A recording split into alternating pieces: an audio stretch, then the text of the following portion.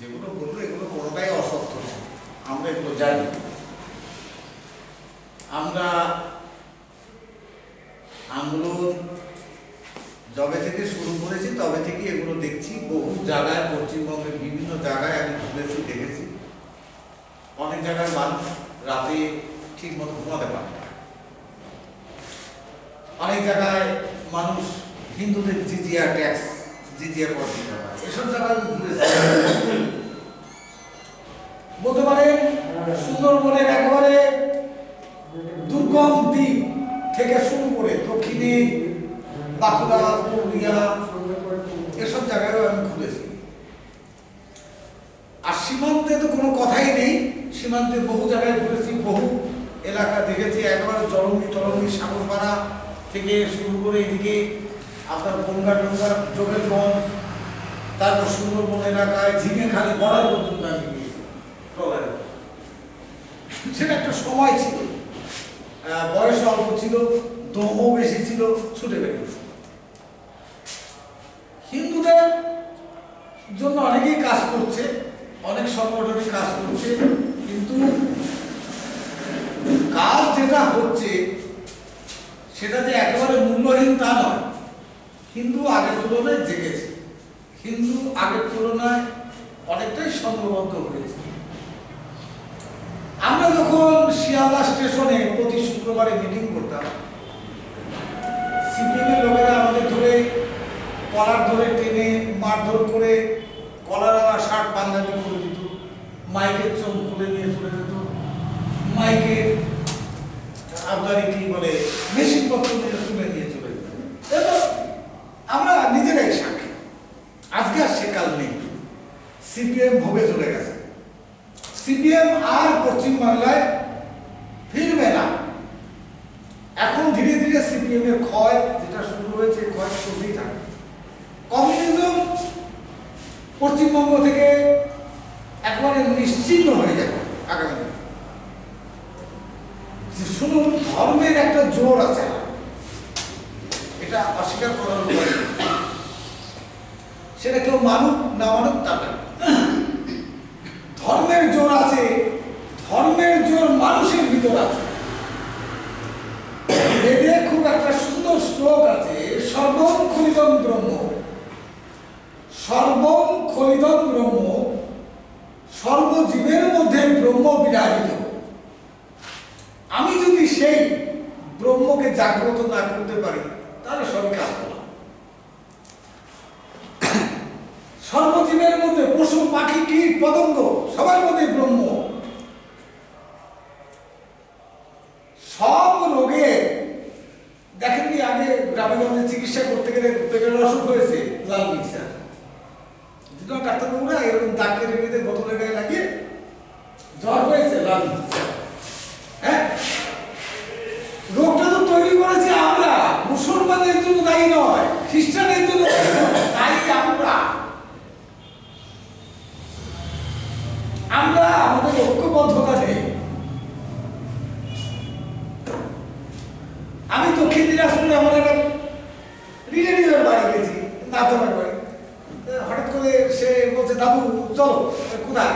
বলে আজকে ব্রাহ্মণ সমাজের মিটিং হবে। কোথায়? বলে বালুরঘাট। ধর এখান থেকে 75 কিলোমিটার, ধর ব্রাহ্মণ সমাজের মিটিং। বলে না চলো দাদু, তুমিও কিছু আমাকে নিস না, দরকার নেই। বলে না, নাতনিও বলছে দাদু যাও, তোমার জামাই একা একা যাবে, চলো তাহলে নিয়ে চলো। সেখানে যে মোল্লা ভাতার মতো এরা গল্প করছে, আমাদেরও ভাতা দিতে হবে। সব গল্পগুলো শুনছি, শুনে শুনে লাস্টে আমাকে ওখান থেকে সেকেন্ডে দক্ষিণ দিনাজপুর আমাদের পাঁচটা দিতেই হবে। আমি তোদের এমন সর্বনাশকে করে দিয়ে যাবো যাতে করে ভাবিস না।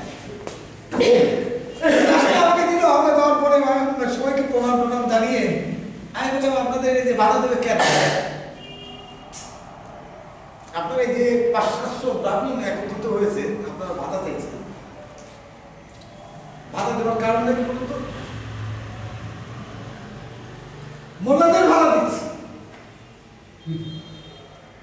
মোল্লাদের ভাতা দিচ্ছে কেন আমি ব্যাখ্যা করি।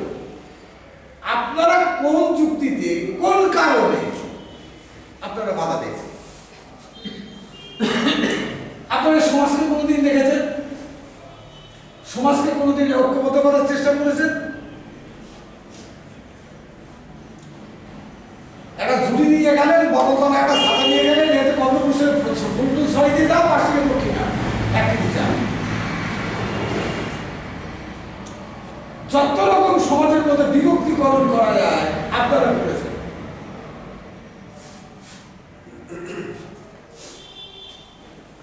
এক বুড়ো তিনি উঠে বললেন, এ বেটা বেদের বাইরে। আমি বললাম বেদের বাইরে, ঠিক আছে বেদের বাইরে, যত তপস্বী মুনি ঋষি সবাই তো বেদের বাইরে। আমি এই ভাতার বিরুদ্ধে। ব্রাহ্মণ হলেই আপনাকে ভাতা দিতে হবে, আপনি কাজ করবেন না, কর্ম করবেন না, আপনি ভাতা খেয়ে বেড়াবেন। ভাতা খেয়ে বেড়ানো মানে রাষ্ট্রকে আরো তো করবে না। আমি এর পক্ষে না। জামাই তো বাড়ি এলো, বাড়ি এসে বললো, দাদা তুমি এই কাণ্ডটা করে দিলে, আমার তো সংগঠন থাকবে না, আমি তো গেছি তোর সংগঠন ভাঙার জন্য। দেখুন, মুসলমান হিন্দুদের মারে বলে হিন্দুরা ঐক্যবদ্ধ হয়, মুসলমানরা না মারলে হিন্দু ঐক্যবদ্ধ হয় না। যখন ভালো মন্দ খেতে পায় আর নিরাপদে থাকতে পারে, আমি মুসলমান যখন মারে হায়ার কাস্টের পিছনে মারে, শিডিউল কাস্টের পিছনে মারে, তখন মনে সবাই এক হয়। এটা গত 700 বছরের ইতিহাস পালন করছে। মুসলমান আর মারুক, হিন্দুরা যত মার খাবে তত বেশি ঘুম ভাঙবে। আমরা তো ঘুম ভাঙাতে পারিনি। কত মনীষী, কত বড় বড় মানুষ হিন্দু সংগঠন করতে গিয়ে জীবন নিয়েছে, তবু হিন্দু জাগেনি। অতএব হিন্দুরা যদি মার খায় তবে জাগবে। হয় মার খেয়ে জেগে উঠুক, ঐক্যবদ্ধ হোক, আর না হলে হিন্দু শেষ হয়ে যায়। দরকার নিয়ে ভগবান নিজের কর্তৃ বলন বলন বাহুবলন, বলন বলন আত্মবলন। যাদের আত্মবল বাহুবল নেই তাদের ভগবানও দেখে না। 550 বছর রাম জন্মভূমি মুসলমানরা দখল করে রাখতো, আমরা ঘটনা করতে পেরেছি। 700 বছর শ্রীকৃষ্ণের জন্মভূমি দখল করে রাখলো, আমরা কি করতে পারছি? আজকে তো রাম মন্দির তৈরি হচ্ছে। রাম মন্দির, রাম জন্মভূমি রক্ষা করার জন্য একদিনে 50,000 সাধু অযোধ্যায় প্রাণ দিয়েছে বাবরের কামানের বিরুদ্ধে। তবু আমরা এখন প্রথম 1949 সালে রাম জন্মভূমির যে মন্দিরের তালা ভেঙে পাঞ্জাবের একজন হিন্দু মহাসভার সদস্য রামলালার মূর্তি নিয়ে বসিয়ে সে পুজো দেয়। এইটাকে কেন্দ্র করে জোর করে তালা ভেঙে তার বিরুদ্ধে মামলা হয়, সে অ্যারেস্ট হয়। অযোধ্যা ফৈজাবাদে মামলা হয়, ফৈজাবাদ কোর্ট থেকে জামিন পায়।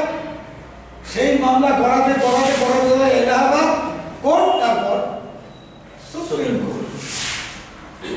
দীর্ঘ মামলা চলার পরে সুপ্রিম কোর্টের রায় হওয়ার পর আজকে সেখানে মন্দির শ্রীকৃষ্ণ জন্মভূমি নিয়ে মামলা শুরু হয়ে গেছে। দেখো,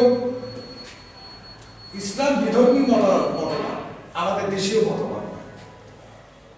আমরা এই জিনিসটুকু আমরা আজ পর্যন্ত বুঝতে পারবো। যাক, এগুলো নিয়ে পরে আলোচনা করবো। এবার